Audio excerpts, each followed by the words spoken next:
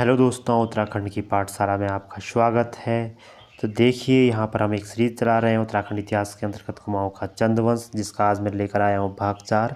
देखिए, इससे पहले भाग तीन भागों में हमने सोमचंद से लेकर मानिकचंद तक का संपूर्ण इतिहास देखा तथ्यों के माध्यम से। अब हम देखेंगे आज के पार्ट में भीष्मचंद, बालो कल्याण चंद और रुद्रचंद का इतिहास। देखिए, अगर इन तीनों की हम बात करें तो ये तीनों अकबर के समकालीन शासक थे। तो चलिए शुरू करते हैं भाग 4, भीष्मचंद, बालो कल्याण चंद और रुद्रचंद। देखिए, सबसे पहले हम देखेंगे भीष्मचंद के बारे में। भीष्मचंद के बारे में जो सबसे महत्वपूर्ण तथ्य है वो ये है कि इन्होंने राजधानी परिवर्तन की योजना बनाई थी, अर्थात चंपावत से राजधानी बाहर लाने की योजना इन्होंने बनाई थी। ये चाहते थे कि चंपावत से राजधानी को अल्मोड़ा शिफ्ट किया जाए, क्योंकि अल्मोड़ा राजधानी के बीच के हिस्से में या अच्छे हिस्से में आता है। तो देखिए, आलमनगर को राजधानी बनाना चाहता था भीष्मचंद, क्योंकि उस समय अल्मोड़ा को आलमनगर कहा जाता था, या अल्मोड़ा का उस समय का नाम आलमनगर था। और एक अन्य नाम उस समय जो प्रचलित था वो था खसिया खाला। देखिए, खसिया खाला यहाँ पर इसलिए इसका नाम था क्योंकि यहाँ पर खस निवास करते थे, खस जाति के लोग रहते थे, तो इसलिए इसे खसिया खाला भी कहते हैं। और इसके बाद इसे आलमनगर कहा गया जब यहाँ चंदों की राजधानी आई। अगर बात करें हम भीष्मचंद की, तो यहाँ पर भीष्मचंद ने एक किला जो निर्मित किया वो था खगमरा किला। यहाँ पर खगमरा किले का जो निर्माण किया वो भीष्मचंद ने किया। ये एक महत्वपूर्ण तथ्य हो सकता है।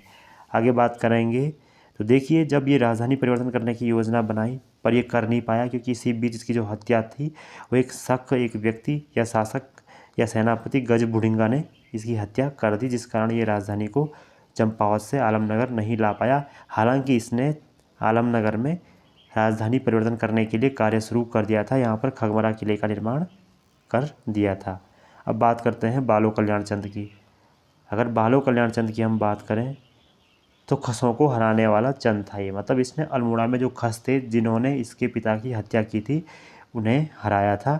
और उसके बाद 1563 में राजधानी को परिवर्तित कर चंपावत से आलमनगर लाया, अर्थात जो सपना इसके पिता ने देखा था उसे पूरा किया बालो कल्याण चंद ने राजधानी परिवर्तन का।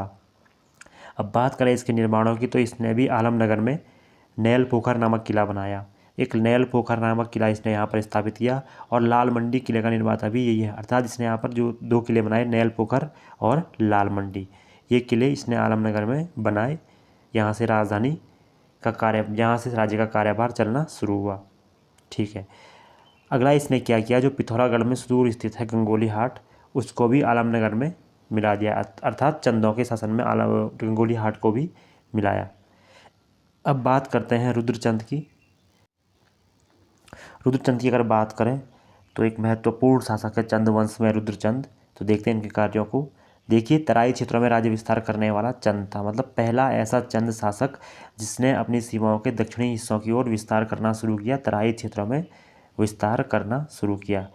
इससे पहले किसी भी चंद ने तराई की ओर अपना विस्तार नहीं किया था।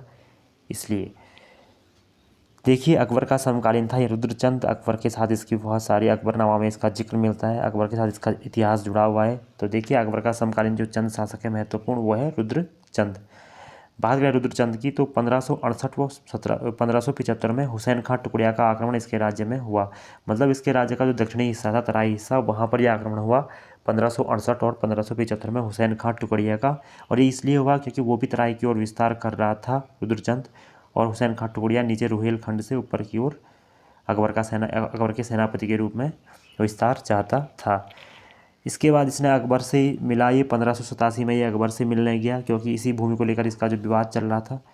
इसके बाद इसने अकबर की अधीनता को स्वीकार कर लिया 1587 में।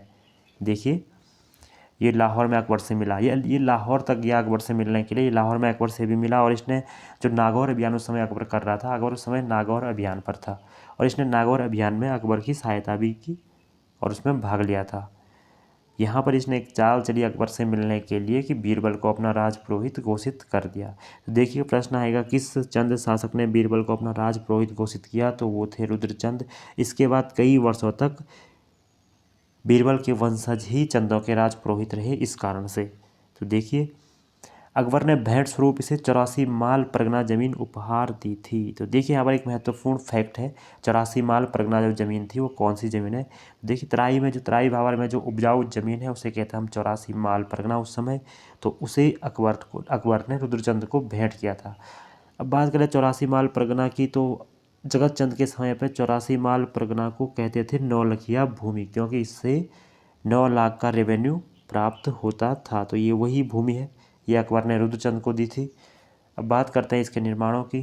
तो मल्ला महल जो कि अल्मोड़ा में स्थित है, आज भी शायद ये स्थित है। तो मल्ला महल का जो निर्माण किया, ये किया था रुद्रचंद ने। अकबरनामा में रुद्रचंद का जिक्र मिलता है। देखिए आ सकता है कि अकबरनामा में किस चंद शासक का जिक्र मिलता है, तो ये है रुद्रचंद का। और इसे यहाँ पर जमींदार शब्द से भी संबोधित किया गया है, मतलब अकबर ने इसे जमींदार शब्द से संबोधित किया है। आगे देखेंगे। देखिए रुद्रपुर शहर का संस्थापक, बहुत सारे राजाओं को शौक होता है अपने नाम के शहर बसाने का। तो रुद्रपुर शहर जो आज उधम सिंह नगर में, उसका संस्थापक भी था रुद्रचंद। कुछ ग्रंथों की भी रुद्रचंद ने रचना की। तो बात करते हैं उन ग्रंथों के नाम के बारे में, कौन कौन से ग्रंथ रुद्रचंद ने लिखे। तो देखिए त्रैमाणिक धर्मनिर्णय पहला, उषा रुद्र गोदिया, ये एक ग्रंथ उसने लिखा। और अंत में इसने अयाति चरित्रम, ये 3 ग्रंथ इसने लिखे, त्रैमाणिक धर्मनिर्णय, उषा रुद्र गोदिया और अयाति चरित्रम। देखिए रुद्रचंद ने कुमाऊं में संस्कृत की शिक्षा प्रारंभ की। तो देखिए संस्कृत की शिक्षा जो प्रारंभ की वो की रुद्रचंद ने, इसलिए रुद्रचंद ने कुमाऊं के जो नौजवान थे उन्हें बाहर भी संस्कृत की शिक्षा के लिए भेजा। अब बात करते हैं चौथानी ब्राह्मणों की।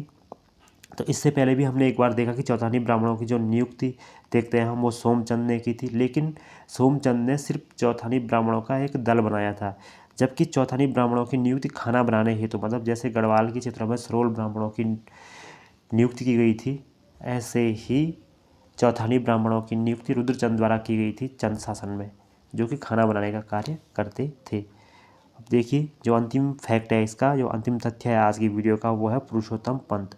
पुरुषोत्तम पंत देखिए रुद्रचंद का सेनापति था और गढ़वाल आक्रमण में इसकी मृत्यु हो गई थी। तो पुरुषोत्तम पंत किसका सेनापति था, तो रुद्रचंद का ये सेनापति था। देखिए दोस्तों इतने फैक्ट थे भीष्मचंद से लेकर रुद्रचंद तक, यही सारे फैक्ट हैं। तो चलिए जुड़े रहिए, धन्यवाद।